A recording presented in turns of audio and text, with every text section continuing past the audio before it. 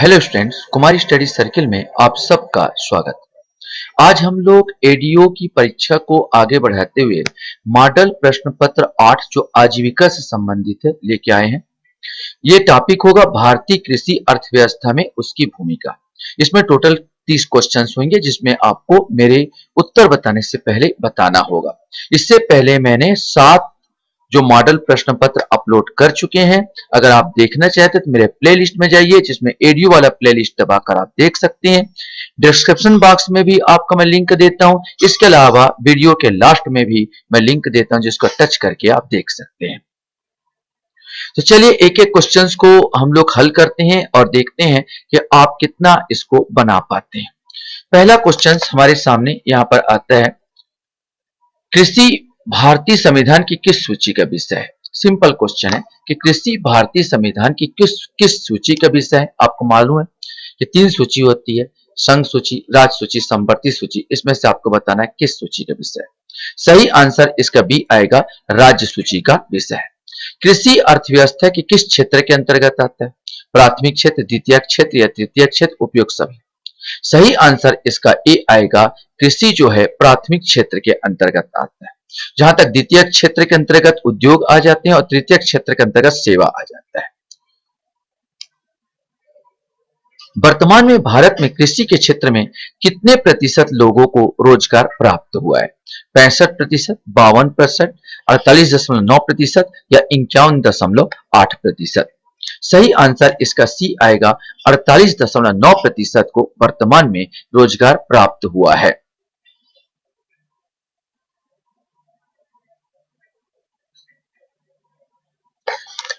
Questions आपके सामने है। वर्ष 2020-21 में जीडीपी में कृषि क्षेत्र का योगदान कितने प्रतिशत रहा है। 19.9, 17.8, 52% या 16.4%। सही आंसर ए आएगा, 19.9%। ये जो है आप यहां पर देखने को मिलता है 2020-21 में कृषि का जीडीपी में योगदान 19.9%। अकस्मात थोड़ा सा बढ़ा हुआ प्रतीत होता, कारण कोविड किया। कोविड के कारण जो उद्योग है और सेवा क्षेत्र ये ठप पड़ गए और उद्योग और सेवा क्षेत्र ठप पड़े। केवल एक ही क्षेत्र था जो बिंदास रूप से कार्य कर रहा था, वो है कृषि क्षेत्र। इसीलिए यहाँ पर बढ़ोतरी नजर आई। वैसे औसत देखा जाए तो 15 से 16% के आसपास ही हमारे भारत देश का जीडीपी में योगदान रहा। केवल 1951-52 में 52% के आसपास जो 51 में हम दर्ज किए थे जीडीपी का, वो घटकर बोला जाए तो अभी तक औसत 15% के आसपास रहा। लेकिन 2019-20-21 जहां कोविड का समय था, उस समय ही कृषि का विकास हुआ और 19.9% रहा जीडीपी का योगदान। 2022 के अनुसार कृषि विकास दर कितने प्रतिशत रहने का अनुमान है। 9.9%, 7.8%, 3.9% या 6.4%। सही आंसर सी आएगा, 3.9%। अंतर्राष्ट्रीय व्यापार में 2020-21 में कृषि के क्षेत्र में कुल निर्यात लगभग कितना रहा है। 2 लाख करोड़ रुपए, 3 लाख करोड़ रुपए, 4 लाख करोड़ रुपए या 5 लाख करोड़ रुपए। सही आंसर बी आएगा, 3 लाख करोड़ रुपए।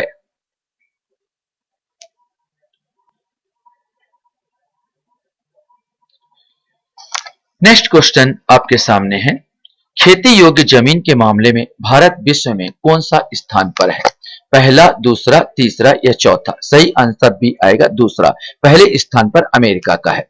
भारत में औसत जोत का आकार कितना है, अर्थात जोत जो यहाँ पर खेत का मेड़ सहित जो होता है उसका आकार कितना है।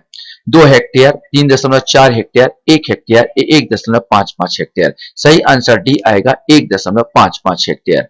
निम्नलिखित में से कौन सा सही नहीं है। देखना यहाँ पर सही नहीं है, आपको बताना है। भारत उर्वरक का पहला सबसे बड़ा उत्पादक और दूसरा सबसे बड़ा उपभोक्ता है। वर्तमान भारत में विश्व का सर्वाधिक कुल बोया गया क्षेत्र है। आंतरिक मछली पालन में भारत विश्व में प्रथम स्थान पर है और दुग्ध उत्पादन में भारत प्रथम स्थान पर है। तो यहां पर ये बता देना चाहता हूं, ए वाला ही सही नहीं है, क्योंकि भारत उर्वरक का पहला नहीं बल्कि तीसरा सबसे बड़ा उत्पादक है। हाँ, दूसरा सबसे बड़ा उपभोक्ता सही है, लेकिन तीसरा सबसे बड़ा उत्पादक है। बाकी सब सही है। जिसमें सही नहीं पूछा गया था तो यही सही नहीं है।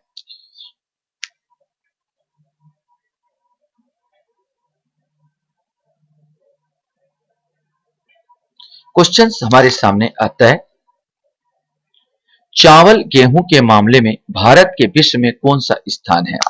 पहला, दूसरा, तीसरा या चौथा? सही आंसर इसमें भी आएगा दूसरा। चावल और गेहूं के मामले में भारत विश्व में दूसरे स्थान पर रखता है।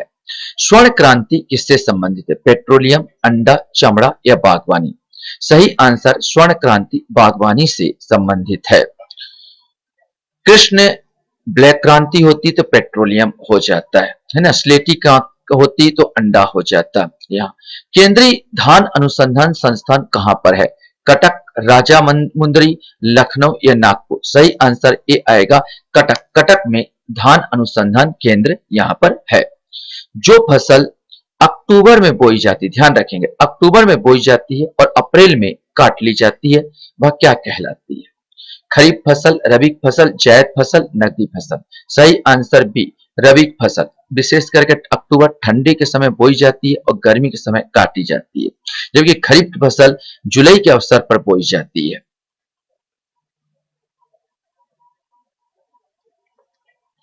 क्वेश्चंस आपके सामने हैं।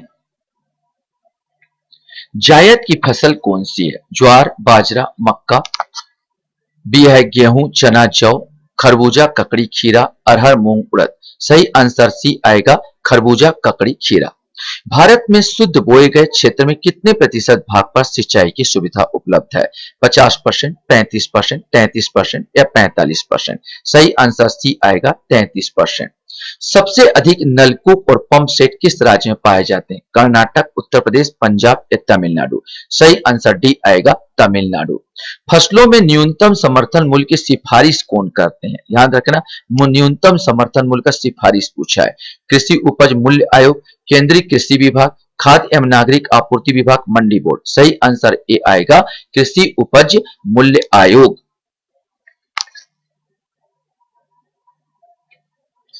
क्वेश्चंस हमारे सामने हैं। भारत में सबसे बड़ा जोत का आकार किस राज्य में है? उत्तर प्रदेश, राजस्थान, तमिलनाडु या बिहार? सही आंसर बी आएगा राजस्थान में ही सबसे बड़ा कृषि जोत का आकार है।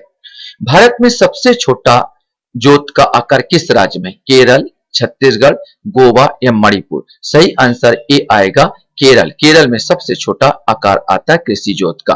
भारत में कृषि क्षेत्र में किस प्रकार की बेरोजगारी पाई जाती है? मौसमी बेरोजगारी, छिपी हुई बेरोजगारी, संरचनात्मक बेरोजगारी, उपयुक्त ए बी दोनों? यहाँ पर डी आएगा उपयुक्त ए बी दोनों। मौसमी बेरोजगारी तो पाई ही जाती है, छिपी बेरोजगारी भी पाई जाती है। देखो ये दोनों, छिपी बेरोजगारी मतलब ये होता है कि देखो मान लीजिए एक खेत में मुझे 2 आदमी की जरूरत है बाकाई सब काम करने के लिए, लेकिन पूरा परिवार लगा हुआ है, 7-8 आदमी लगे हैं, जरूरत नहीं है लेकिन फिर भी लगे हैं, लग रहा सब काम कर रहे हैं लेकिन वास्तव में बेरोजगारी है, तो इसी को बोलते हैं छिपी हुई बेरोजगारी। जहां तक संरचनात्मक बेरोजगारी वो औद्योगिक क्षेत्रों में पाई जाती है। छत्तीसगढ़ में कृषि वर्ष कब प्रारंभ होता है? 1 अक्टूबर, 1 जुलाई, 1 नवंबर या 2 अक्टूबर? सही आंसर भी आएगा 1 जुलाई।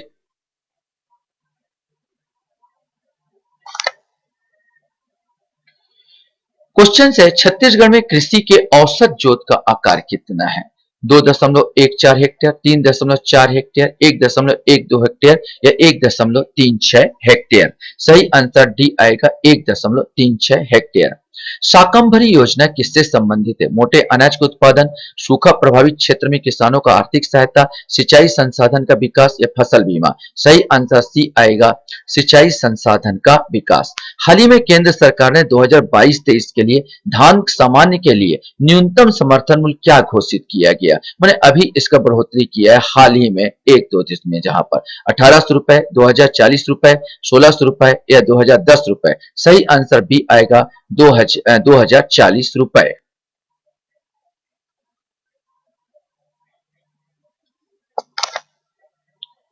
क्वेश्चन है, छत्तीसगढ़ में वर्तमान में कृषि उपज मंडी कितनी है?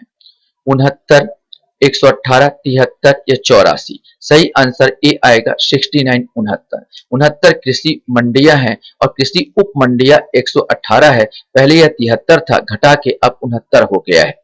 कृषकों के फसल हेतु निम्नलिखित में से किसके अंतर्गत ऋण दिया जाता है? किसान क्रेडिट कार्ड, किसान विकास पत्र, राष्ट्रीय कृषि बीमा योजना, उपरोक्त सभी? सही आंसर ए आएगा किसान क्रेडिट कार्ड। कृषि उपकरणों की विशिष्टताएं तैयार की जाती है भारतीय मानक संस्था द्वारा, भारतीय मानक ब्यूरो द्वारा, कृषि मंत्रालय भारत सरकार द्वारा या उपरोक्त सभी द्वारा। सही आंसर बी आएगा, भारतीय मानक ब्यूरो द्वारा।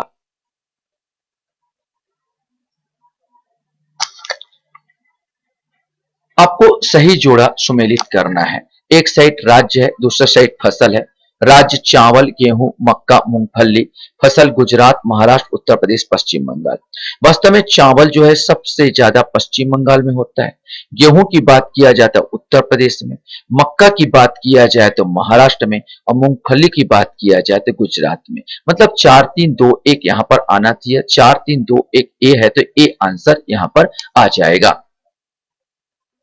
क्वेश्चन है,